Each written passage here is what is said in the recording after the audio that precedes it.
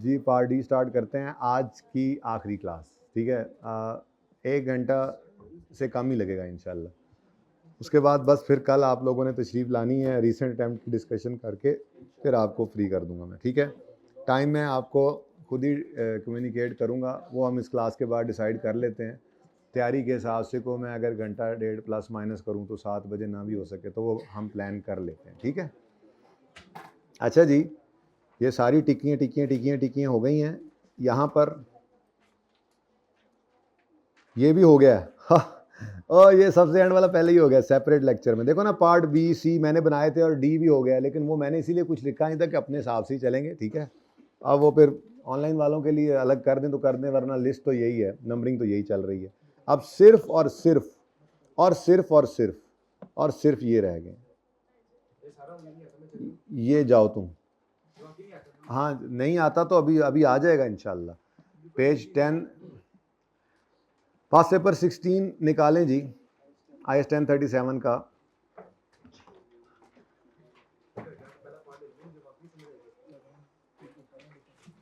अभी सारी समझ आएगी, देखो तो सही एक बार। रिक्वायर्ड क्या है जी, पेज 382 पे रिक्वायर्ड क्या है? रिक्वायर्ड है prepare journal entries to record the above transaction for the year 15 and 16। Requirement पढ़ लिया आपने? चलो शुरू करें जी, जल्दी जल्दी। Page 382 IS 1037 volume 2। Kareem Limited bought a special purpose engineering plant on Yakam January 15 at a cost of 1755 inclusive of sales tax, जो कि रिफंडेबल है। अब मसला क्या है आपके ख्याल में? जो इंक्लूसिव वाला सेल्स टैक्स होता है वो हमने एसिडी कॉस्ट में नहीं डालना, रिफंडेबल वाला होता है उसको हमने नहीं डालना होता, अभी इसमें शामिल है। अब अल्लाह करे वो अकाउंटिंग करे इसके बगैर करे।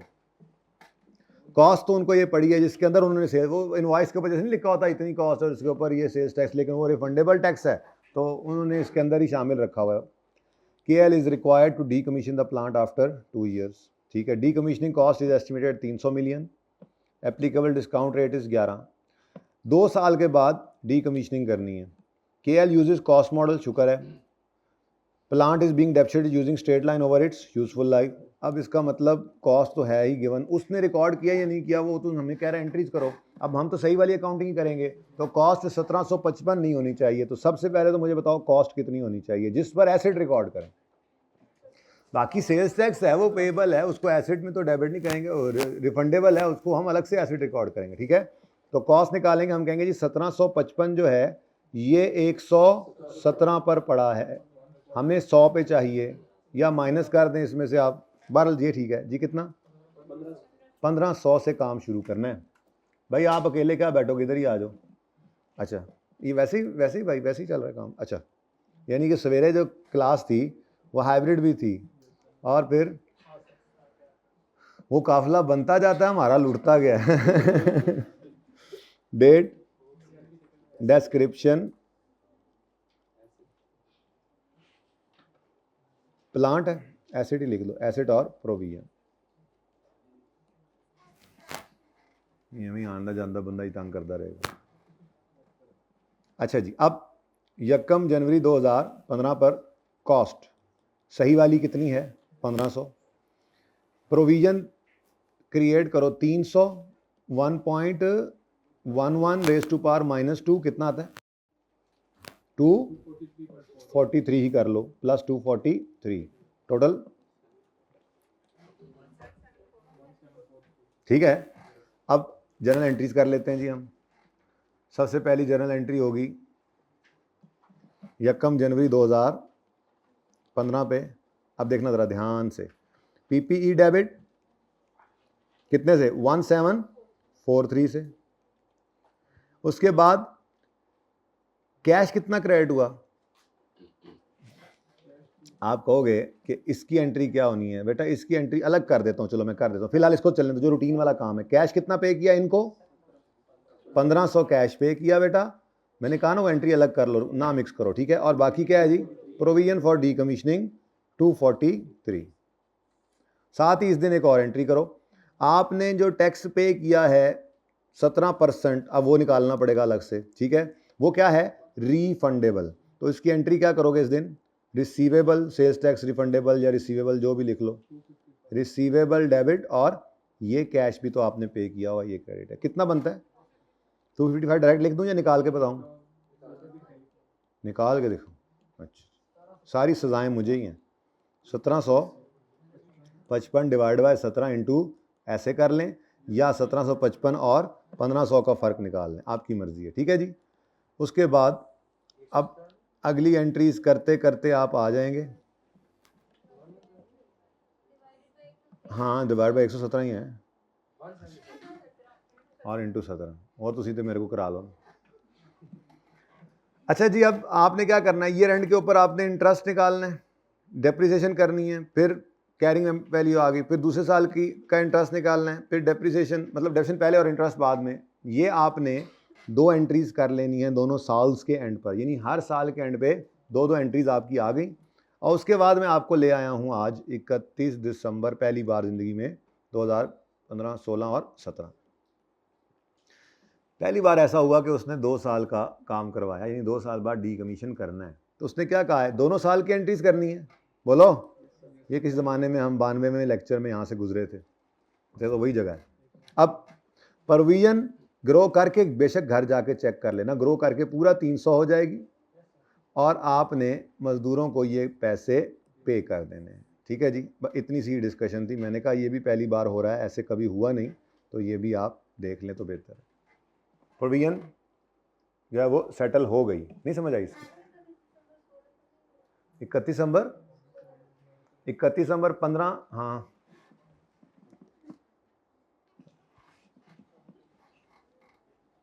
शाम होगी ना,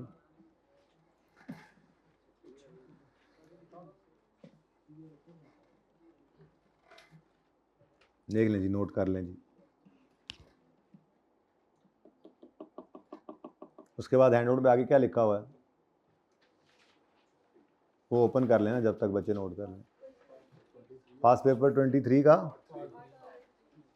बाकी सवाल मैंने पढ़ा था, उसमें कोई इतनी जान निकली नहीं, उसकी जान तो अगर आपसे निकला है उसकी जान कुछ, तो कल पूछ लीजिएगा, वैसे होगा कुछ नहीं, उसमें पढ़ लीजिएगा एक बार, ठीक है। ये एक पार्ट जो है ये कभी यूज़ हुआ नहीं अभी तक। चलें जी आगे। तो पास पेपर 23.3 पहले के अंदर जनाब इनके खिलाफ केस हुआ है, दूसरे के अंदर इन्होंने कोई रिस्ट्रक्चरिंग का प्लान किया है, और तीसरे के अंदर इशुएंस ऑफ बॉन्ड। अच्छा, ये इशुएंस ऑफ बॉन्ड के चक्कर में सिर्फ वो क्या फ्यूचर ऑपरेटिंग लॉस टाइप चीज़ है, देख लेना, कोई मसला हो तो मुझसे पूछ भी सकते हो। मैंने ये पॉइंट डिस्कस करना था आपके साथ। ये असल में पढ़ाया हुआ लेकिन कहीं पे अप्लाई नहीं हुआ था। हमने एक रिस्ट्रक्चरिंग का कॉन्सेप्ट देखा था कि अगर लोन को रिस्ट्रक्चर करा लें, रीफाइनेंस करवा लें ईयर एंड के बाद, कुछ ऐसी बात की थी हमने कि हमारा ईयर एंड ये है, ईयर एंड है, और हमारा एक लोन है जो यहाँ पर पे होना है, तो वो करंट लायबिलिटी में नज़र आना चाहिए, लेकिन हमने उसको यहाँ पर जाके बैंक को कहा कि रीफाइनेंस कर दो, बैंक राज़ी हो गया, तो ये तो कह, ये एडजस्टिंग की बात ही न रही है, तो ईयर एंड पे ही कहाँ नज़र आएगा, नॉन करंट में। लेकिन हमारा एक लोन ऐसा था जो यहाँ पे रीपे होना था, हमने उसको करंट लायबिलिटीज़ में शो करना था, हम यहाँ पे बैंक के पास गए और बैंक ने कहा ठीक है। अब ये एडजस्टिंग इवेंट नहीं है, ये एडजस्टिंग इवेंट नहीं है। क्लास नहीं ली हुई ये वाली भी, अच्छा चलो ले लेना, ठीक है। JCL plans to raise finance from issuance of as of 30 जून 23 साल का and, JCL was in breach of one of loan covenants related to revenue target। Loan का कोई होगा ना कोविनेंट, उन्होंने कहा होगा कि रेवेन्यू अगर इससे नीचे गया आपका, तो आपका लोन जो है वो अगले इतने महीने के अंदर अंदर पेएबल हो जाएगा, हम वापस मांग लेंगे। which would have led to the entire long term loan becoming payable immediately का मतलब, अच्छा ऊपर कहानी क्या लिखी हुई है, ऊपर वाली लाइन जो है ना वो नहीं भूलनी। टुडे इज यकम सितंबर, ठीक है, हमारा ईयर एंड हो रहा है 30 जून पर, और इस वक्त हम यकम सितंबर पे खड़े हैं, लेकिन ये वो डेट नहीं है जिस दिन ऑथराइजेशन हुई, ऐसी कोई बात लिखी, इसके बाद ही ऑथराइजेशन होगी। तो आज यकम सितंबर पे, ठीक है, तो वो कह रहे हैं 30 जून पर ही हमारे पास हम जो है वो ब्रीच ऑफ लोन कोविनेंट कर रहे थे, जिस वजह से सारे का सारा लोन जो है वो पेबल इमीडिएटली हो रहा था। 30 जून पे चूंकि ये कोविनेंट ब्रेक हो रहा था तो इसको करंट लायबिलिटी में नजर आना चाहिए। However, JCL contacted the bank and obtained a waiver. मिल गया waiver from them for compliance with given covenant on 26 जुलाई। तो ये सिचुएशन है कि आपका लोन एकदम यहाँ ईयर एंड पे आपने कोविनेंट जो ब्रेक किया उसकी वजह से आपका लोन करंट लायबिलिटी बन गया। आपने ईयर एंड के बाद यहाँ पे जाकर उनसे कहा यार माफी दे दो, ये मसला होगा। उन्होंने कहा ठीक है, लेकिन ये क्या है? नॉन एडजस्टिंग इवेंट है। ये क्या है जी? Non adjusting. ये ना असल में ज़रा एक दो ऐसे छोटे छोटे पॉइंट्स हैं नॉन एडजस्टिंग एडजस्टिंग वाले जो रहते थे। डन हो गया? ठीक है, नेक्स्ट। बस ठीक है, इसका सोल्यूशन पढ़ लें, साथ ही पढ़ लिया अगर सोल्यूशन मैं नहीं पढ़ाने जा रहा। ज़रा जल्दी से पढ़ लें इसको। द रीफाइनेंसिंग या restructuring is obtained after the reporting period, therefore it is a condition that arose after reporting date. It is a non adjusting event। ठीक है, देख लो जरा, ऐसी को बात लिखी हुई है।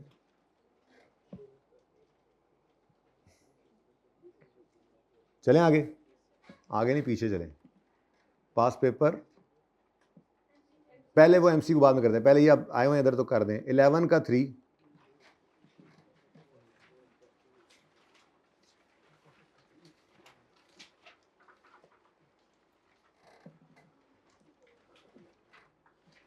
5 जनवरी 13 ईयर एंड क्या है हमारा?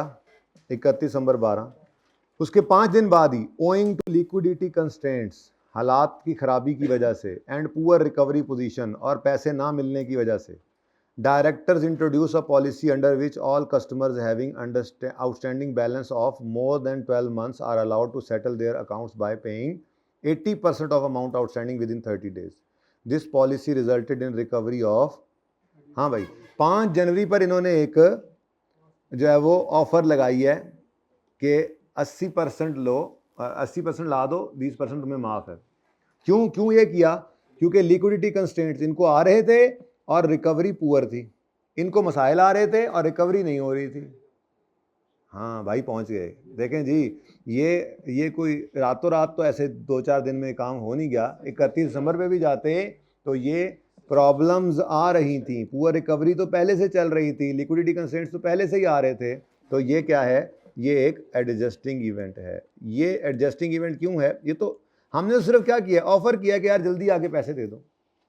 पर ये क्यों करना पड़ा हमें? उन इवेंट्स की वजह से जो एग्जिस्ट करते थे वो बैलेंस शीट डेट के ऊपर। Therefore this is an adjusting event. जाके देख लें पास पेपर 11 का 3। जी डिस्काउंट हमने रिकॉर्ड करना है, एडजस्टिंग इवेंट है। पढ़ लें जरा इसका सोल्यूशन जल्दी।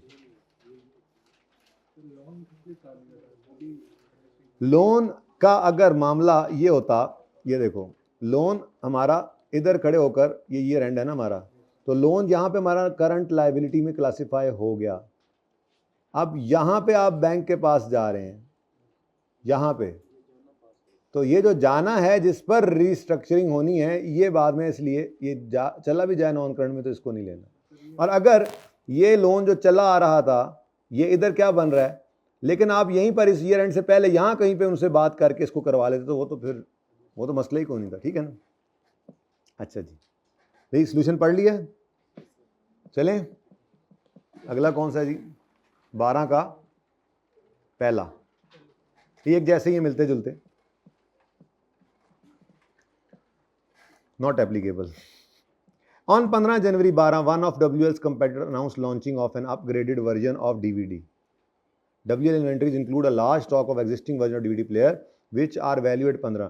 Because of introduction of upgrade version, the net ये तो किया भी था, NRV जो है वो नीचे चली गई है। तो क्या मसला हुआ जी? इस स्टॉक से वैसे कोई मसला नहीं था। ये जो 15 जनवरी को उन्होंने लॉन्चिंग की है ना, तो ये क्या है? ये नॉन एडजस्टिंग इवेंट है। ठीक है, लॉन्चिंग ऑफ न्यू जो भी है वर्जन, अपग्रेड वर्जन जो है, ये क्योंकि ये एंड के बाद हुआ है तो इसलिए ये एग्जिस्ट नहीं करता था रिपोर्टिंग डेट पे। तो ये क्या है? Non adjusting event. ठीक है, जहाँ पे पड़ी है इन्वेंट्री कॉस्ट में उसी पर पड़ी रहे। चेक कर लो जरा सी। ऐसी तो कोई बात नहीं है, बन रहा था तो क्या हो सकता है 2 साल ना बनता। हाँ, हो सकता है 2 साल ना बनता। जब तक अनाउंसमेंट नहीं हुई थी तब तक तो वो बिक सकती थी इन्वेंट्री। 31 जून सॉरी 31 दिसंबर है, 31 दिसंबर तक, 1 जनवरी, 2 जनवरी, 5 जनवरी, 10 जनवरी, 15 जनवरी से पहले पहले जो भी दिन है उस दिन कोई भी इसको खरीदने पे तैयार होता। वो तो जिस दिन नया वर्जन आया तो लोगों ने कहा यार हुण तो नवा मॉडल आ गया, होंडा का ही मॉडल था पुराना। जी पढ़ लें जाके। चलें जी, ये 2 MCQ ज़रा चेक करें, ये हो गए हैं हमारे उस हल्ले में जब हमने किया जो 29-30 रह गया था। चेक कर लो, तसल्ली कर लो। मैं खुद खादिम मौजूद है, खुद ढूंढ लेता है, मसला ही कोई नहीं। हाँ जी 29-30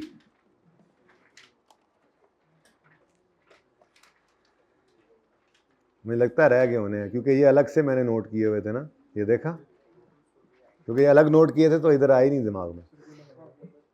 and page number 730 volume 2 final accounts, 2 MCQs कर लेने बेहतर हैं। ये मिलती जुलती बातें चल रही हैं ना, इकट्ठी चल रही हैं। असल में ये उस वक्त इकट्ठी बात थी ना, तो साथ साथ ही लिखी हुई मिलेगी आपको, तो वो मिलती जुलती चीज़ें थी ना, इस वजह से ये यहाँ पे ही रह गए। An entities year end is 30 June when it has a long term loan due on 30 June 19। ये 30 जून 19 है और ये 30 जून 20 है। अब यहाँ पे ये ईयर एंड है इनका, ठीक है जी, और यहाँ पे लोन रीपेएबल है। द लोन इज रीफाइनेंस्ड ऑन 20 जुलाई 19। अब लोन चला आ रहा था, यहाँ पर पे होना था, हम बैंक के पास गए आफ्टर ईयर एंड और उन्होंने रीफाइनेंस कर दिया उसको, और अब वो आगे चला गया, जितने साल मर्जी आगे चला गया है। Loan shall be presented as a current liability, क्योंकि ये जो रीफाइनेंसिंग है ये ईयर अगले साल फिर बदल लो, बेशक रिक्लासिफाई कर लें तो करंट लायबिलिटी में आएगा, नॉन करंट में नहीं आना, इक्विटी में तो वैसे नहीं आना, कंटिजेंट। ये क्या बदतमीजी है ए, परेशान करते हो हमें। Entities year end is 30 June 19। It breach the condition of loan and it is now payable on demand. Oh, however on 30 June the lender agrees not to demand payment as a consequence of breach prior to 30 June, given at least 12 month grace to rectify the breach। अब जी on demand हो गया, लेकिन उसने क्या किया जी, request तो कर ली लेकिन 30 जून 19 पर एग्री कर गया वो कि अच्छा 30 जून 20 से पहले पहले, यानी 12 महीने रेक्टिफाई करने के लिए उसने दे दिए हैं। तो ये 30 जून पर हमें मामला हमारा क्लियर हो गया। अब ये अच्छे MCQ से ना दोनों बातें बता दी, ठीक है। अब ये जो लोन है ये इस दिन करंट में, यहाँ पे लोन मौजूद था, ये करंट में आ गया था, ये तो बल्कि ऑन डिमांड हो गया था, मैं तो ऐसे यहाँ पे कर देता हूँ, ऑन डिमांड था, लेकिन हमने ये यहाँ पर ही जाकर बात की, उन्होंने कहा ठीक है 12 महीने के अंदर अंदर मसला सही कर लेना, लोन को उन्होंने फिर नहीं छेड़ा। अगर फिर भी ये रेक्टिफाई ना किया मसला आपने, तो फिर बात की बात, तो 12 महीने का ग्रेस पीरियड मिल गया। तो अब ये कहाँ चला जाएगा, चेक कर लो, गलत तो नहीं दस रहा, सोल्यूशन भी देख लो। नहीं बेटा मुझे नहीं खुद पे यकीन, तो तुम्हें मुझे पे कैसे।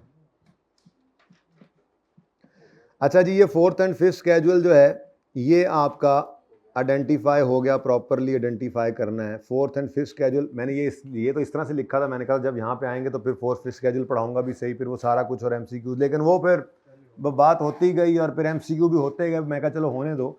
ये बेसिकली इसलिए लिखा हुआ है कि जब सवाल आपके पर्चे के अंदर आए तो पहली लाइन में ही लिखा होता है ये फलां limited is a listed company, तो ज़रा ध्यान से देख लो, आइडेंटिफाई करो प्रॉपरली।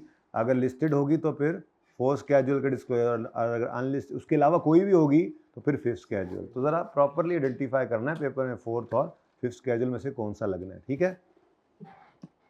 MCQ 1 और 2 फाइनल अकाउंट्स के देखो ज़रा जी, ये क्यों रह गए अभी भी, आपने नहीं किए इसलिए रह गए। Which of the following body or institution decides on accounting rules that must be applied? ICAP, federal government, नहीं, SCCP जो है मशवरा ज़रूर लेता है ICAP से, लेकिन जो है वो हुक्म जो है वो SCCP का ही चलता है, ठीक है। ICAP की रिकमेंडेशन होती है। अब ये भी जुमला एक लिखा हुआ है आपके फाइनल अकाउंट्स के चैप्टर के अंदर, मैं दिखाता हूँ आपको। नहीं वो तो ठीक है, लेकिन कहाँ लिखा हुआ है ये तो पढ़ लेना ज़रा, ताकि आपको थोड़ा सा तसल्ली हो जाए। वो जो जहाँ पे शुरू हो रहे हैं आपके ये पहले तो मैनू लभना पैना, मैंने लिखा तो था यार, आपस की बात है, लिखा तो था। स्केड्यूल्स कहाँ थे? मैं पेज भी लिखा है, पता नहीं वो फिर आगे पीछे कर दिया, मिटाया कि कहीं और लिखता हूँ और फिर वो मिट ही गया। नहीं ऐसे कैसे, कोई बात नहीं। सी लॉ में पढ़ा हुआ है, यानी मैं FAR 2 में तो नहीं पढ़ा हुआ।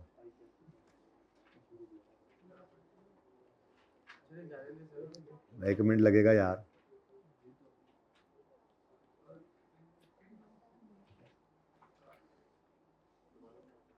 दोबारा शुरू कर दें? चले जी, बहरहाल मेरी वही बात है, फिर मेरी गाली मान लो। फिर तेजी में नजर यहाँ होना चाहिए। ये मिल गया, मिल गया, मिल गया, मिल गया, मिल गया। यहाँ देखो, यहाँ देखो, ढूंढो ढूंढो ढूंढो। ये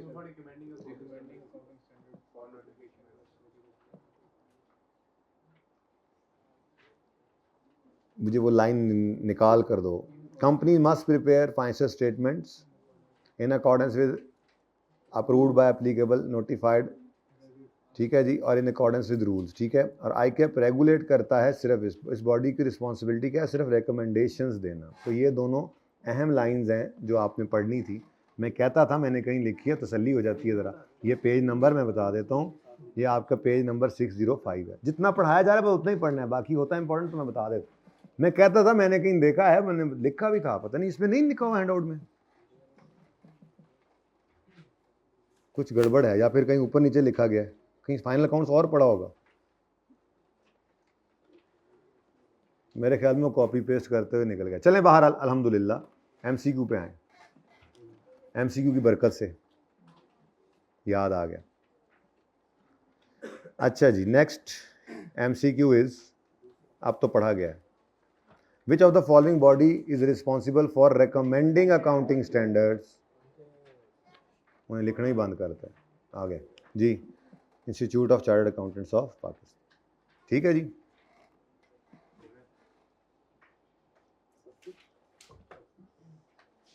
वन और टू हो गया, एक ये रह गया है और एक ये रह गया। और उसके बाद ये मैंने कुछ एक छोटा सा काम लिख दिया, बस 10 मिनट का, ये भी ज़्यादा का नहीं है। अच्छा सवाल लगा मुझे। आखिरी 3 चीज़ें हैं, ठीक है। अब पहले कर लेते हैं सेल और रिटर्न बेसिस की एडजस्टमेंट। पास पेपर 3 के अंदर नहीं की थी आपने, रह गई थी। बाकी सवाल में कोई नहीं इतनी जान। मैं पेज नंबर बताता हूँ आपको, लिखा हुआ है पेज नंबर हैंड आउट पे, देखो ज़रा, बस फिर लब लेने हैं।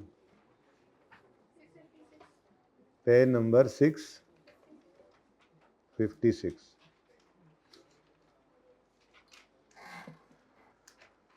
यासिर इंडस्ट्रीज।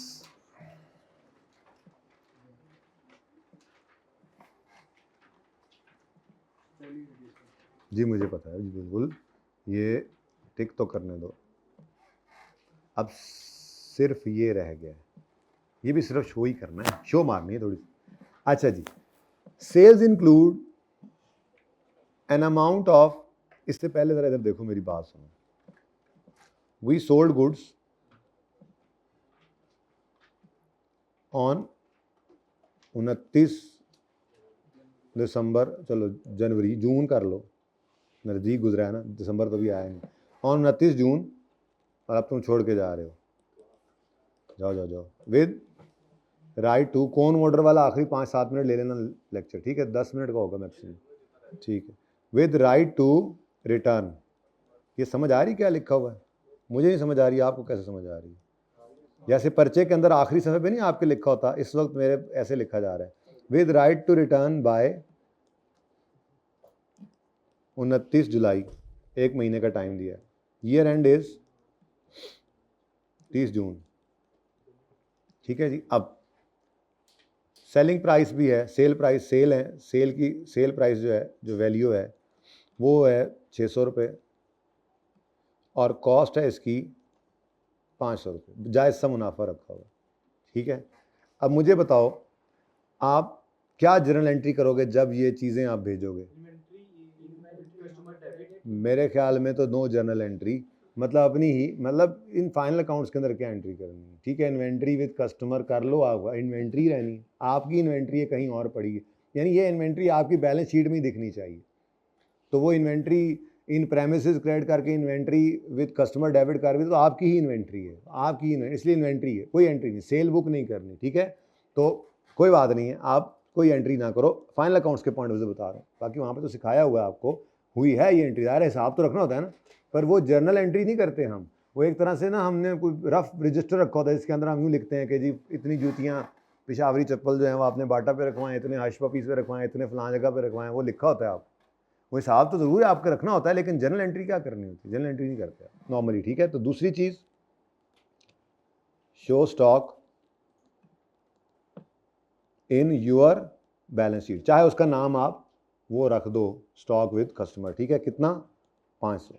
अब ये कॉन्सेप्ट है कि सेल बुक नहीं करनी, स्टॉक आपकी बैलेंस शीट में नजर आना चाहिए कॉस्ट पर। अब ये सवाल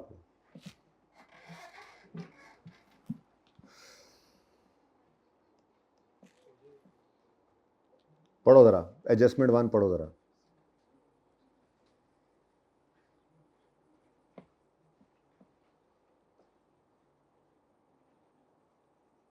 जी क्या कहता है? सेल इंक्लूड्स, अच्छा सेल में पढ़ा है क्या, एन अमाउंट ऑफ 27 मिलियन, अच्छा पढ़ा है। तो made to customer under sale or return agreement. अब अल्लाह करे हमारे ईयर एंड तक ही टाइम हो, फिर तो सेल ही है। 30 जून तक अगर टाइम एक्सपायर हो जाए फिर हमारी सेल ही है। The sale has been made at cost and expiry date is,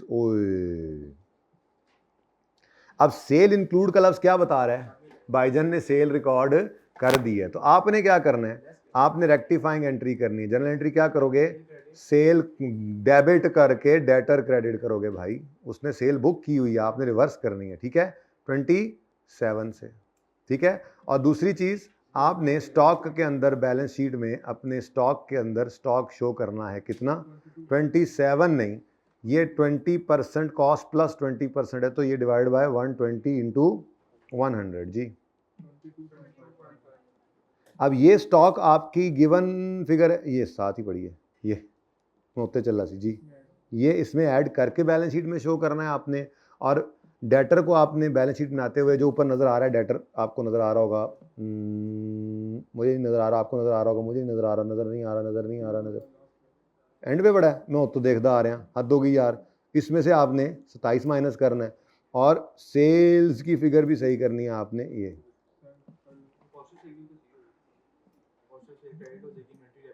जब आपने इन्वेंट्री को सही करना है और ये वाला काम आप कर ही ऐसे रहे होंगे, अगर तो आप इन्वेंट्री का ले जाओ ना फिर ठीक है। अगर आप opening plus purchase less closing कर रहे हैं तो ये परचेज पड़ी है ना इसके अंदर, तो ये जब क्लोजिंग बढ़ जाएगा तो ये खुद ब खुद कॉस्ट ऑफ सेल को कम कर देगा, टेंशन ना लो, बस ये कर लेना, ठीक है। या तो आप लेजर बना रहे हो, अगर उसने अगर परपेचुअल होता तो फिर जाहिर सी बात है उसने एंट्री की हुई थी, रिवर्स भी कर लेते। लेकिन परपेचुअल में भी अगर आप लेजर बनाए और क्लोजिंग को इस तरह सही कर दें तो ऑटोमेटिकली एडजस्ट फिर भी हो जाता है। वो अगर दिया तो सही करना पड़ता है। चलें आगे, आखिरी नहीं, एक चीज रहती थी, आखिरी नहीं, ये सेकंड लास्ट है, आप भूल रहे हैं, ये तो रह गई। आई एम सॉरी, बिल्कुल करवा दूंगा, सिर्फ वही करवा दूं, बाकी हो गया था। मैं हाजिर हूं, मैं नौकर हूं, ठीक है, आज ही करवा के भेजूंगा इंशाल्लाह। कल तो सिर्फ हम रिसेंट अटेम्प्ट ही करें। मुझे टेंशन भी थी उसकी, मुझे एक और सवाल की भी टेंशन है जिसकी मेहनत ये करूंगा कि आप कोई हिम्मत करके आज कर लो। सेफ गार्ड वाला सवाल आपको डिस्कस करके होमवर्क दिया हुआ है, मैं वो डिस्कस नहीं कर पाया। अब मुझे हर वक्त उसका ख्याल आता रहता है, उस मैं दिखाता हूँ आपको, सवाल डिस्कस किया हुआ है सेफ गार्ड, हाँ जी जी जी जी। तो वो फिर भी मैं एक बार ज़रा आपको फिर मिन्नत कर लूँ कि अगर आज एक मौका दे दूँ कि कुछ सवाल मैं बताता हूँ, मैं इसीलिए मैं हूँ, ठीक है। अच्छा जी, तो फाइनल अकाउंट में ये लीज़ की एडजस्टमेंट है, ये पेज 618 पर। बेसिकली ये क्या है, फ़खर वाला एक सवाल आपने FAR 1 में किया था, उसमें सिर्फ आधा सवाल था, असल सवाल यहाँ का है। उसमें पहली इन्वेस्टमेंट प्रॉपर्टी की एडजस्टमेंट है और दूसरी, क्या हाल है तुम्हारा, दूसरी जो है वो लीज की एडजस्टमेंट है, ठीक है, और लीज के अंदर कुछ गड़बड़ हुई है, वो गड़बड़ सही करनी है और IS 8 अप्लाई हो रहा है। इस सफ़े के ऊपर तशरीफ़ लेके आए सारे बच्चे, पेज नंबर 618। आ जाए नहीं इसी में, हाँ ये फाइनल अकाउंट्स में।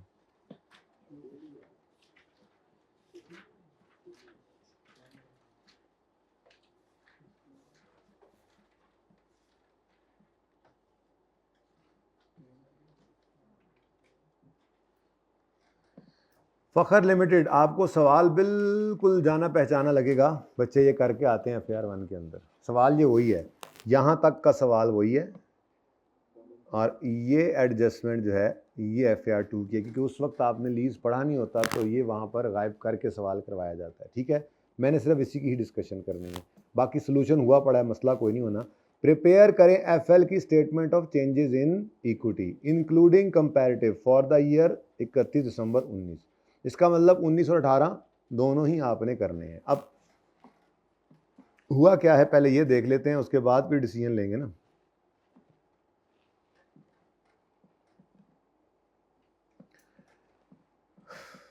ये सवाल कर लीजिएगा, ये सवाल आपसे लाजमी हो जाएगा, लेकिन इसकी इस एडजस्टमेंट को चूके क्योंकि ये आपका पुराना का नॉलेज है।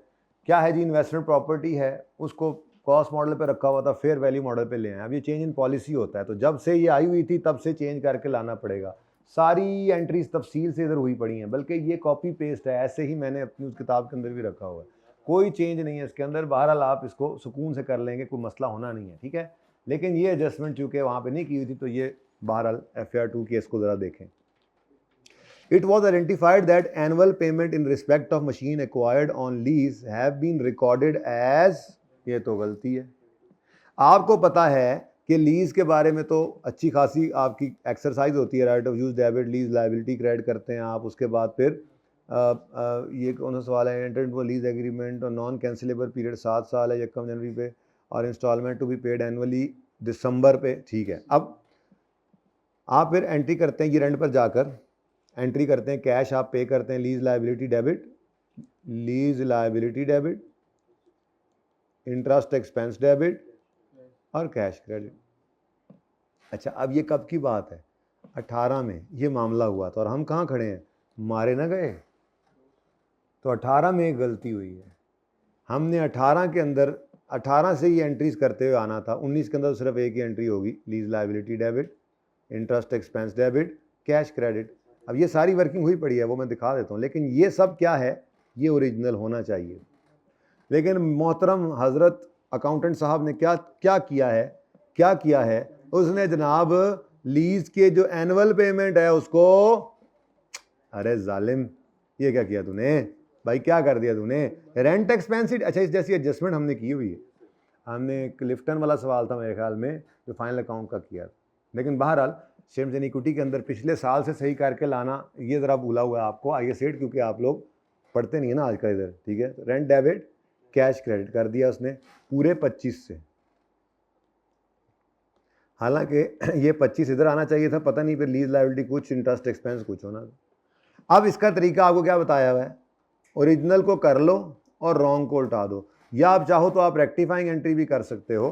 पर मसला क्या है, हम यूं करते होते थे, IS 8 का सवाल हम यूं करते थे, 2018 में ये गलती हुई, ठीक है जी। 2018 के अंदर रेक्टिफिकेशन करने के लिए ये सब करके इसको उल्टा दें, 18 में भी और 19 में भी। 18 की गलती 18 में सही करते थे, 19 की गलती 19 में सही करते थे, जब चेन इक्विटी 2 साल की बनती थी। मैं सामने ओपन करता हूँ आपके, 31 दिसंबर 19 पर चेन इक्विटी बन रही है, 2 साल की है, ठीक है। अब ये जनाब आपकी एडजस्टमेंट पड़ी हुई है, ये सारी वर्किंग हो गई, ये एंट्रीज, ये सारी एंट्रीज ओरिजिनल और साथ ही एक रॉन्ग भी है। मेरे ख्याल में तो इतना मुश्किल काम है नहीं, रेंट एक्सपेंस ही गलत चीज़ है, इसको आपने क्या करना है, इसको आपने सही करने के लिए रेक्टिफाइंग एंट्री में we will now reverse rent expense and will insert depreciation. मतलब वो कह रहे हैं कि सारा कुछ ओरिजिनल वाला कर लें, लेकिन अब मसला ये कि हम तो सिर्फ चेन इक्विटी बना रहे हैं ना, तो इसके लिए मुझे देखो तो इंटरेस्ट एक्सपेंस, डेप्रीसिएशन और रेंट एक्सपेंस, इनसे मसला है। होना चाहिए था इंटरेस्ट और डेप्रीसिएशन रिकॉर्ड, हो गया है रेंट रिकॉर्ड, तो रेंट को क्या कर दो, रिवर्स क्योंकि पीएनएल का सवाल सिर्फ कर रहे हैं ना हम फिलहाल तो, ठीक है। और बैलेंस शीट के अंदर ये एडजस्टमेंट की हुई है हम 1 साल के लिए, ठीक है। और इसको आपने क्या करना है, अब इंटरेस्ट एक्सपेंस रिकॉर्ड होना है तो माइनस के साथ होगा, डेबिट रिकॉर्ड होना है तो माइनस के साथ होगा, एक्सपेंस उलटना है तो प्लस के साथ।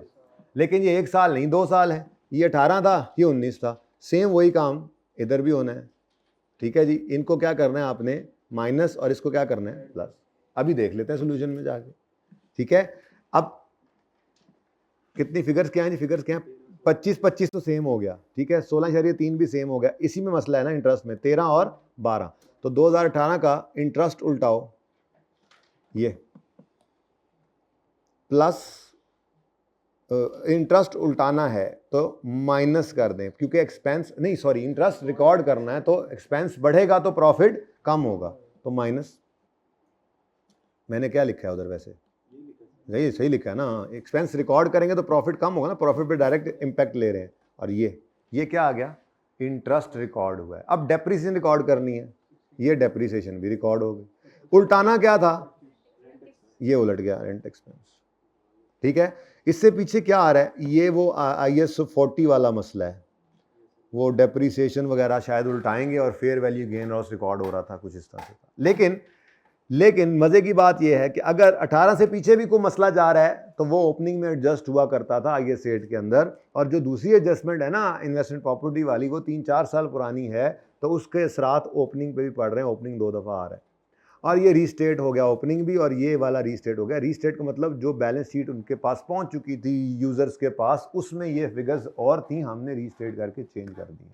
लेकिन इस साल तो पहली बार भेज रहे हैं ना, इसको रीस्टेट नहीं करते थे, ठीक है। ये क्वेश्चन कर लेना टाइम निकाल के, आपको फ़ायदा ही होगा।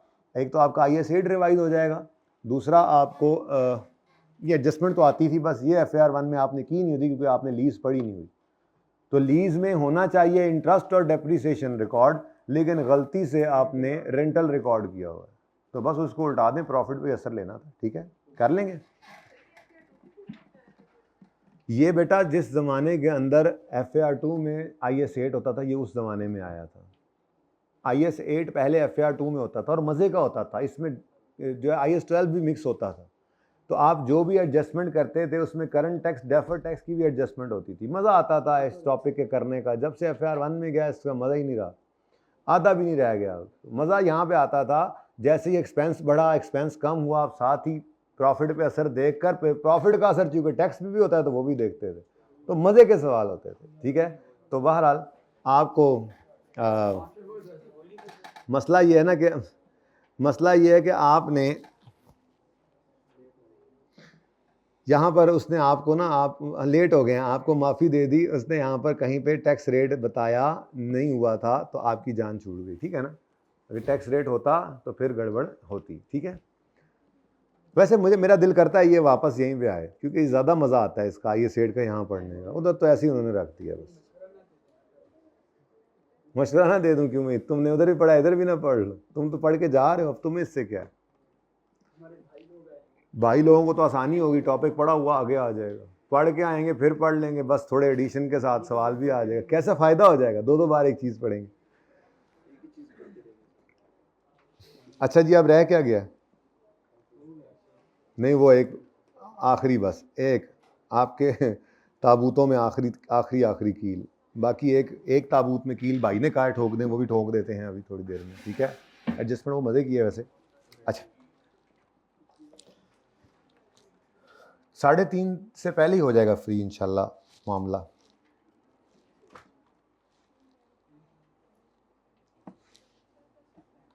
यार पता है क्या, मुझे अजीब सा लग रहा है कि आज ना सारा दिन गुजर गया और बोर्ड पे मैंने कुछ लिखा नहीं, तो चलो अब ये सवाल बोर्ड पे लिखता हूँ। हैंड सेट एग्जाम्पल है जी आपके पास, पेज नंबर है 419, 419, IFRS 15। सबसे पहले 1-2 सफ़ों के अंदर एक एग्जाम्पल थी जो सबसे आखिर में आ रही है, भाई ने एडजस्टमेंट ना बताई तो सबसे आखिर में आती, ठीक है। तो इसी तरह से आपको जहन में और चीज़ आ जाती है तो आप मुझे कल बता दीजिएगा, मैं वो भी करा दूंगा, ठीक है। कुछ चीज़ें ऐसी भी होती हैं बंदा कहता है यार कोई ज़रूरत नहीं, बच्चे का दिल होता है तो वो फिर करवा देता है बंदा कि यार चलो उसका दिल कर रहा है।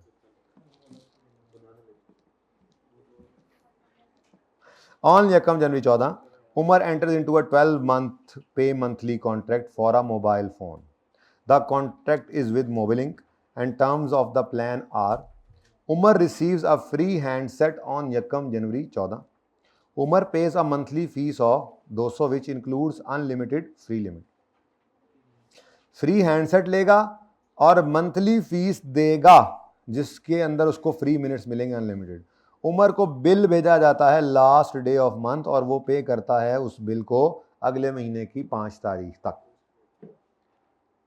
Customer may purchase the same handset from Mobilink 500 का स्टैंड अलोन प्राइस है। May enter into payment without handset in which case cost करता है 175 पर मंथ। तो मेरे बच्चों कितनी ऑब्लिगेशंस हैं? 2, मोबाइल और services, network services. Mobile stand alone कितने का बिकता है? 500 का, और सर्विसेज 100, लेकिन 12 के साथ मल्टीप्लाई। IFRS 15 में तो ऐसे भाग के पड़ते हैं ना, टूट के जैसे ये में डेवोन रिक्शे पहने हैं जी। अल्लाह करे जी 2100, पर्चे में भी ऐसे ही हो जी। अच्छा इधर देखो, अब तरतीब नहीं छोड़नी अपनी। ये क्या है जी? स्टैंड अलोन प्राइस, और ये क्या है जी? Allocated transaction price. हो उसके साथ क्या मामला है हमारा? उसके साथ क्या मामला है हमारा? किथे गया हमारा मामला? उमर साहब ने पे करना है मंथली 200, ज़्यादा गंद पै गया था। पे करना है मंथली 200, ठीक है, और ये 12 मंथ का कॉन्ट्रैक्ट है। तो ट्रांजैक्शन प्राइस फिर क्या है? 12 महीने के लिए 200 रुपये। तो 12 महीने इंटू, पहले 200 ही लिखे, उधर भी ऐसी है 175, तो 200 रुपये हर महीने इंटू 12, ठीक है जी। अब 2600 और 1938। अब यकम जनवरी को उमर भाई को हमने मोबाइल पकड़ा दिया, ठीक है। तो मोबाइल का रेवेन्यू यकम जनवरी को रिकॉर्ड कर लेंगे हम। रेवेन्यू ऑफ मोबाइल कितना जी? 462। अब उसको बिल भेजेंगे, उसके ऊपर लिखा होगा 462 रुपीज़ का बिल मोबाइल का। नहीं कर सकते, नहीं कर सकते। हम उसको कहें कि सर्विसेज आज से बंद हैं, तो बिल देगा वो। तो एक छुपा हुआ कंडीशन लगा हुआ है इसमें भी। हमने तो उसको क्या कहा है? मुफ्त मोबाइल ले जाओ, हर महीने बिल देते रहना 200 रुपये का। हमने उसके अंदर छुपा रखी है मोबाइल की कीमत भी और नेटवर्क सर्विसेज भी। तो एक छुपी हुई कंडीशन इसके अंदर है, वो क्या है? हर महीने सर्विसेज देंगे तो ये पैसे रिकवर होंगे मोबाइल वाले। मोबाइल के पैसे ऐसे रिकवर नहीं होने वाले। अभी आज आप उसको 462 का बिल भेज सकते हो, आपने तो उसको बिल ही 200 रुपये का भेजना है, हर महीने 200 का बिल उसको जाना है। उसको पता ही नहीं है कि अंदर खाते कहां है। उसको तो आपने कहा फ्री मोबाइल है। फ्री तो कुछ नहीं होता दुनिया में, फ्री सब कुछ आखिरत में फ्री होगा, ठीक है। तो उसको आपने क्या कहा? 200 रुपये बिल आएगा तुम्हें हर महीने, मोबाइल फ्री है, 200 बिल देना और पूरे महीने अनलिमिटेड कॉल्स। अब कंडीशन क्या छुपी हुई है इसके अंदर? हर महीने सर्विस देनी है। अगर आप आज उसको मोबाइल देकर सर्विस ना दें तो क्या आप उसको बिल भेज सकते हैं? अगर बिल नहीं भेज सकते तो क्या रिकवर करेंगे उससे? कुछ भी नहीं कर सकते। इसका मतलब एक छुपी हुई कंडीशन थी जिस वजह से मैं इसको अनकंडीशनल राइट नहीं कह सकता। यकम जनवरी पर ये क्या है? Revenue record. ये मैंने आपको बोला है कि कॉन्ट्रैक्ट एसेट सिर्फ आएगा किसके साथ? रेवेन्यू के। रेवेन्यू रिकॉर्ड हो गया। अब अगर वो कंडीशन है तो ये असल में सवाल एंड पे ही करवाने वाला था जब सारा कुछ आप सीख चुके हो तो, ठीक है। खैर, कॉन्ट्रैक्ट एसेट कितना आ गया जी? अब 31 जनवरी को मंथ एंड होगा तो आप क्या करोगे? उसको बिल भेजोगे। जो बिल होगा उसमें आपने महीने की सर्विसेज दे ली होंगी उसको, तो रेवेन्यू ऑफ सर्विसेज ये कितना आप रिकॉर्ड करोगे? ये 1938 जो है ये तो पूरे साल का है ना, तो 1938 इंटू 1/12 जी। लेकिन आप बिल कितना भेजोगे? अच्छा, उसने भी पैसे नहीं दिए। अब ये जो बिल है ना, ये अनकंडीशनल है 200। असल कहानी अब ये चलेगी कि हम हर बिल के अंदर थोड़ा थोड़ा करके मोबाइल के पैसे भी निकाल रहे हैं, क्योंकि मोबाइल के पैसे रिकवर करने के लिए हमें उसको पूरा साल सर्विसेज देनी पड़नी थी। ये एक छुपा हुआ इसके अंदर कंडीशन था। ठीक है, कितना जी? अब आप इसको पूरा कर लें। ये क्या है जी? कॉन्ट्रैक्ट एसेट क्रेडिट हो रहा है, बैलेंसिंग कॉन्ट्रैक्ट एसेट में डालते जाएं आप। इसको आप पूरे 12 महीने पे ले जाएं, ये 38 करके ये भी खत्म हो जाएगा और रेवेन्यू भी आहिस्ता आहिस्ता बुक हो जाएगा। मोबाइल का रेवेन्यू तो हमने रिकॉर्ड पहले दिन ही कर लिया। कंप्लीट बेशक कर लीजिएगा इसको।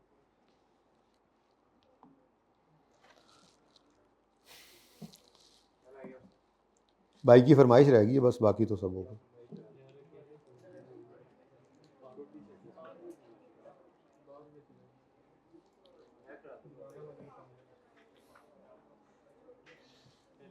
ऑफर्स आ रही हैं बड़ी बड़ी, मैं करवा दूंगा, बस कर दो, ये है वो है।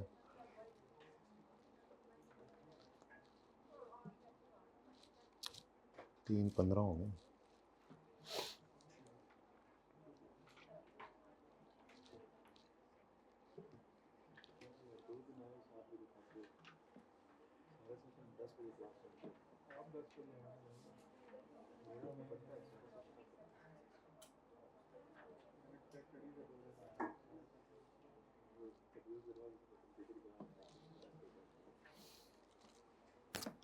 अच्छा जी, चलो यार देख तो लें, कम से कम बच्चे देख तो लें एटलीस्ट। कल करा दूंगा, मैंने कौन सा छोड़ देना अब इनको, लेकिन एक नज़र इनकी पड़ गई ना तो इनको कम से कम टेंशन तो हो जाएगी ना। ये भी करना है यार। पेज नंबर बताओ मुझे भाई। 666 सुभान अल्लाह, क्या गोल्डन नंबर है page number, golden page number. ये तो 6, अच्छा 10 आ गया आ गया आ गया, पहुंच गया। मिंट लेमोनेड, ये तो 11 है। ये है जी 10। कौन सी एडजस्टमेंट मेरे चांद? ओके, वारंटी वाली एक अच्छी एडजस्टमेंट है, इसको करते हैं। सब बच्चे इसको ज़रा एक दफ़ा पढ़ लें। वारंटी चूँकि हमने IAS 12 के अंदर भी की हुई है, वारंटी को हमने चूँकि I37 में भी पढ़ा है, तो इंशाल्लाह हेल्प मिलेगी। अब वो लेवल जो है ना थोड़ा सा बेहतर हो चुका होगा। चलें बहरहाल देखें, शाबाश।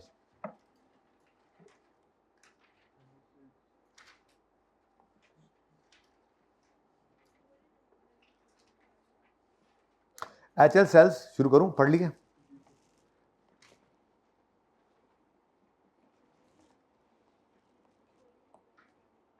हाँ जी, वारंटी एक्सपेंस।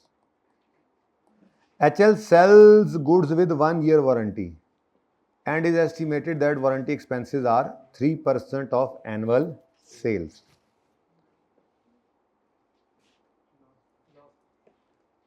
पच्चीस 100 पता नहीं देखते हैं। 201 आ गया।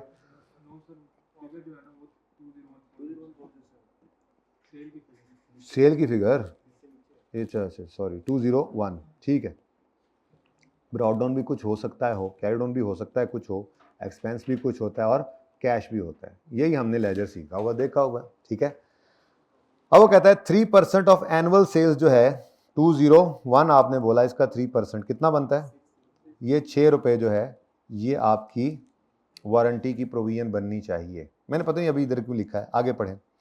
Actual payments during the year against warranty claims of products sold during current and previous year was 2.5 and 8 million respectively.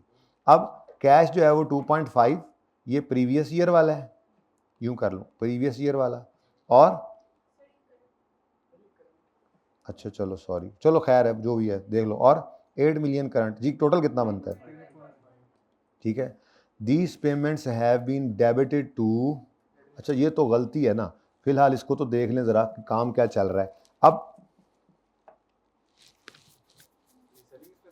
Ji selling में जाना चाहिए, लेकिन ICAP ने इस सवाल के अंदर एक मसला ये किया था कि चूंकि सेलिंग एक्सपेंस का हेड ही नहीं आ रहा था तो उन्होंने एडमिन के अंदर ही चीज़ें डाल दी थी। तो मेरे ख्याल से अलग खोल लेना बेहतर था, लेकिन अगर आप ICAP के सोल्यूशन के साथ मैच करेंगे तो एक ये हो गया और एक प्रोविजन फॉर डाउटफुल डेट जो है उसके अंदर से वो प्रोविजन की भी एडजस्टमेंट थी ना, उसमें से बैड एक्सपेंस निकलना था, वो भी सेलिंग एक्सपेंस था टेक्निकली। तो इन्होंने नया हेड नहीं खोला, इन्होंने एडमिन के अंदर ही डाल दिया था, क्योंकि ट्रायल के अंदर सेलिंग एक्सपेंसेस का हेड नहीं था। आप अलग भी कर सकते हैं, कोई ऐसा बड़ा मसला नहीं है, ठीक है। अच्छा, सवाल को अब ज़रा पढ़ते हैं, कोई और मसला इसके अंदर ना हो।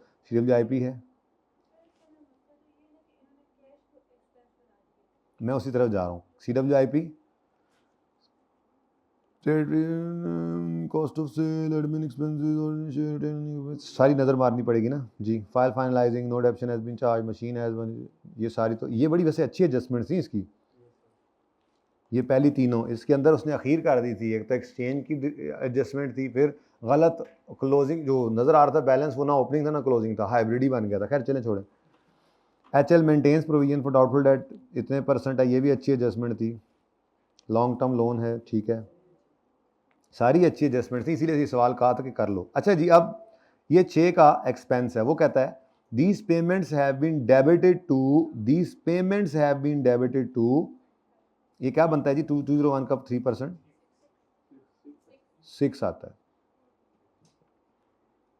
अच्छा मुझे एक बात बताएं, अगर आपने इस महीने प्रोविजन क्रिएट की है, अच्छा कोई ओपनिंग क्लोजिंग भी है? क्लोजिंग दिया हुआ है, कहाँ पे दिया हुआ है? कहाँ दिया हुआ ओपनिंग? प्रोविजन फॉर वारंटी 10,000 है। अब ये ओपनिंग कैसे है, ये कैसे पता लगेगा आपको? अगर उसने कहा है कि प्रोविजन इतने % हमने बनानी है, तो फिर प्रोविजन तो आपने बनानी है। 2 से 3 चीज़ें ऐसी हैं जो ट्रायल के अंदर, क्लोजिंग ट्रायल में या तो देखो होगा डिस्क्लोजर का सवाल, जैसे BSZ वाला सवाल था, पोस्ट क्लोजिंग ट्रायल सब कुछ हो चुका है, सिर्फ आपने प्रेजेंटेशन करनी है। अगर आपको ये वाला ट्रायल मिलेगा जिसमें कुछ एडजस्टमेंट होती है, तो ज़्यादातर बैलेंसेज उसमें क्लोजिंग ही होते हैं। आप ये अज्यूम करेंगे कैश ओपनिंग है, हद होगी, डेटर ओपनिंग है, नहीं, ज़्यादातर बैलेंसेज जो हैं वो उसमें क्लोजिंग ही पड़े होते हैं। गलत तो हो सकते हैं अनएडजस्टेड, लेकिन ओपनिंग नहीं हो सकते। कुछ एक चीज़ें ऐसी होती हैं जो ओपनिंग होती हैं, जिसके अंदर नॉर्मली अक्यूमुलेट ऑप्शन होगा, उसकी निशानी ये होगी, ना भी लिखे साथ ओपनिंग, अदर इन्फॉर्मेशन के अंदर उसने डेप्रिसिएशन का डाटा दिया होगा, तो मतलब वो निकलवाना चाह रहा है। अब आप कहोगे BSZ में भी तो ऐसे ही था, तो BSZ में उसने लिखा था पोस्ट क्लोजिंग ट्रायल है, लेकिन डिस्क्लोजर बनाने के लिए उसने रिवर्स वर्किंग के लिए देता। भाई यार अगर बैठना है तो चुप करके बैठना है, अभी बैठे ही हो तो मेरी डिस्टर्बेंस होती है ना अगर आप आपस में बोलते हो। बैठो बिस्मिल्लाह जुग जुग, अखा तो बहो, लेकिन आपस से गला ना करो। अच्छा क्या कह रहा था? हाँ, BSZ वाले सवाल के अंदर उसने क्या मांगे थे? डिस्क्लोजर्स। अब वो कह रहा है कि पोस्ट क्लोजिंग ट्रायल है, उसने डेट वगैरह भी लिख दी थी, ठीक है, डेप्रिसिएशन चार्ज हो चुकी थी, रिवर्स वर्किंग करनी थी। लेकिन अगर ट्रायल इस तरह का होगा ना जिसके अंदर एडजस्टमेंट्स होती हैं, तो डेप्रिसिएशन का डाटा देने का मतलब भी ये होता है कि वो डेप्रिसिएशन आपसे निकलवाना चाह रहा है। तो जिस ट्रायल के अंदर डेप्रिसिएशन अकोमोडेशन के साथ ना लिखा हो ओपनिंग क्लोजिंग, आप अदर इन्फॉर्मेशन देखो। अगर अदर इन्फॉर्मेशन में आपको डेप्रिसिएशन का डाटा गिवन है, तो मतलब ट्रायल वाला अकोमोडेशन ओपनिंग है और आपने डेप्रिसिएशन कैलकुलेट करना है, एंट्री करना है, और फिर वो क्लोजिंग बनेगा। ऐसे ही एक चीज होगी अकोमोडेशन, दूसरी चीज provision for doubtful date. Trial के अंदर लिखा हुआ है, लेकिन आपको नहीं बता रहा ओपनिंग है या क्लोजिंग। लिखा हुआ है ट्रायल में, ये लिखा हुआ है, क्या है, ओपनिंग है या क्लोजिंग है। आपने अदर इन्फॉर्मेशन में जाकर देखा, वो कहता है HL maintains the provision of doubtful debt at 6% of trade receivables. तसल्ली के लिए चेक कर लो, इन डेटर्स के ऊपर 6% लगाओ, ये नहीं बनेगा, आपकी और तसल्ली भी हो जाएगी। लेकिन हम इस तरह से नहीं देखते। मैंने तो आपको यही इसके ऊपर भी यही असूल बताना है कि अगर प्रोविजन फॉर डाउटफुल डेट का बैलेंस ट्रायल में गिवन है और अदर इन्फॉर्मेशन के अंदर प्रोविजन कैलकुलेट करने का कोई सा डाटा गिवन है, तो आपकी प्रोविजन ट्रायल वाली ओपनिंग है, क्योंकि क्लोजिंग तो आपने निकालना है। तीसरी चीज हमारी जो मशहूर ज़माना आया करती है, वो है डेफर्ड टैक्स। ये नॉर्मली वारंटी तो इस सवाल में आ गया ना, ये तो नॉर्मल डेप्रिसिएशन और डेफर्ड टैक्स तो तकरीबन हर सवाल में फाइनल अकाउंट के आपके आया होता है, और फिर उसके बाद रैंकिंग आती है प्रोविजन फॉर डाउटफुल डेट की, और फिर आखिरकार वारंटी है जो इस सवाल में भी है। चलो अच्छा हो गया, तो क्या मैं बात कर रहा था? हाँ, तीसरी चीज क्या है? Deferred tax. अब डेफर्ड टैक्स के बैलेंस के साथ नॉर्मली तो लिख देता है, ना लिखा हो तो हम तो उसकी तैयारी कर रहे हैं। तो डेफर्ड टैक्स का बैलेंस ओपनिंग है या क्लोजिंग, ये कैसे पता लगेगा? अगर आपको अदर जाओगे, फिर अदर इन्फॉर्मेशन में उधर देखोगे टैक्स रेट्स गिवन है, तो मतलब डेफर्ड टैक्स आपसे निकलवाना चाह रहा है, तो क्लोजिंग तो आप निकालेंगे, ओपनिंग। ऐसे ही वारंटी के साथ भी उसने नहीं लिखा हुआ था ओपनिंग या क्लोजिंग, ये ओपनिंग है क्योंकि नीचे इंफॉर्मेशन गिवन है, अकोमोडेशन ओपनिंग है क्योंकि नीचे डेप्रिसिएशन का डाटा गिवन था। ऐसे ही है, बोलो, पता नहीं, इसको छोड़ो, मैंने पढ़ा नहीं, जो पढ़े हैं उनकी बात कर रहा हूँ। ये ओपनिंग क्यों है? क्योंकि उसने नीचे बताया हुआ है कि वारंटी की प्रोविजन क्रिएट करते हैं, ठीक है।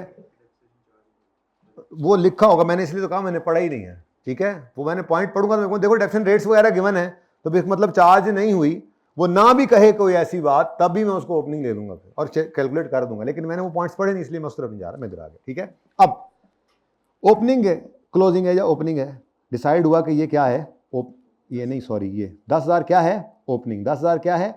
अब यहां पर आके मैंने लिखा 10,000, ठीक है। अब वो कहता है ये तो IAS 12 वाली एडजस्टमेंट अल्लाह के बंदो, लगता है तुमने IAS 12 वाली क्लास मिस की हुई है, 1 ईयर वारंटी, क्या है ये। अब ओपनिंग में जो नजर आ रहा है वो पिछले साल के आखिरी दिन का भी होगा, तो हमारे साल के आखिरी दिन तक उसका पीरियड एक्सपायर हो गया या नहीं हो गया, होगा ना। अब अगर वो कह रहा है कि पिछले साल वालों में से 8 की वारंटी पे कर दी, तो जो 2 रह गए क्या वो कभी आ सकते हैं।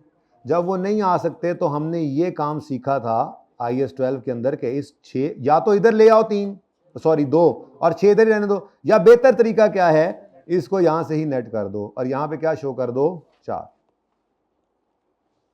ठीक है। एक तो ये बात हो गई।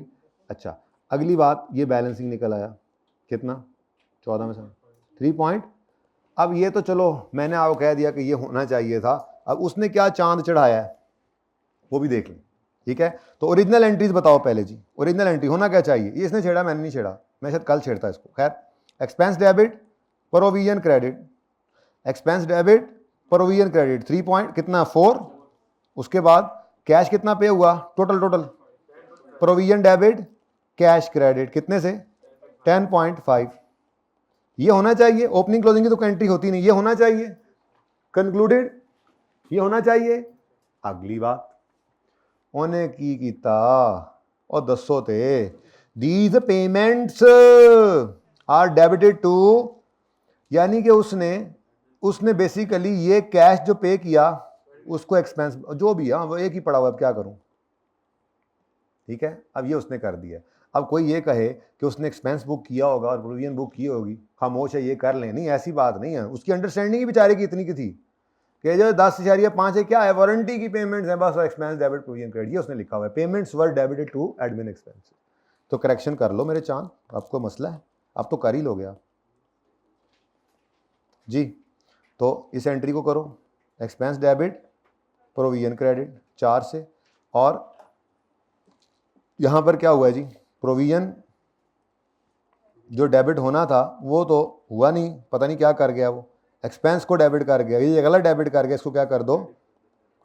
अब ये जो एक्सपेंस का डेबिट और एक्सपेंस का क्रेडिट है ना, अगर आपने सेलिंग एक्सपेंस का अलग से हेड खोल लिया है, असल में शायद आईकैप की यही लॉजिक थी कि कोई एक्सपेंस है नहीं तो मैं एज पर ट्रायल क्या लूँ, तो उसने एडमिन में ही डाल दिए। कोई अलग से कर देता है सेलिंग एक्सपेंसेस तो वो भी गलत नहीं होगा, प्रॉफिट में तो उसके असर पड़ेगा नहीं, लेकिन एंट्रीज ये कर लेनी है आप, ठीक है। नोट फरमा लें, past paper 10 Hadi, adjustment number 6, page number, volume, room number जी। लेजर भी दिखाऊं, लेजर इधर ही ले आता हूं चंदा।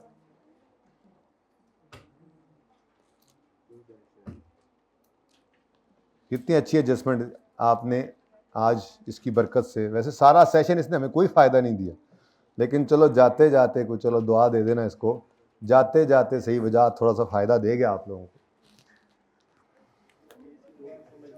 अभी इसी तरह की एक और एडजस्टमेंट है जो मैंने फरमाइश की थी, फिर मैं खुद ही हट गया हूँ, कोई पता नहीं, अब सोच में आया तो कल आगे वो भी करवा दूँ। बहरहाल इसको नोट करें, और अब बस कल की एक क्लास है जिसमें हम रीसेंट अटैम्प्ट इंशाल्लाह जो है वो सॉल्व करेंगे, सर अदनान के बच्चों को भी भेजनी है। टाइमिंग की डिस्कशन हम रिकॉर्डिंग ऑफ करके कर लेते हैं, किस टाइम पे रखा जाए, जो टाइम आप कहेंगे मैं उस टाइम पे रख लूँगा, लेकिन मुझे जो है हम डिसाइड कर लेते हैं। इनको तो अल्लाह हाफिज़ कहना ऑनलाइन वालों को, ठीक है जी, अल्लाह हाफिज़।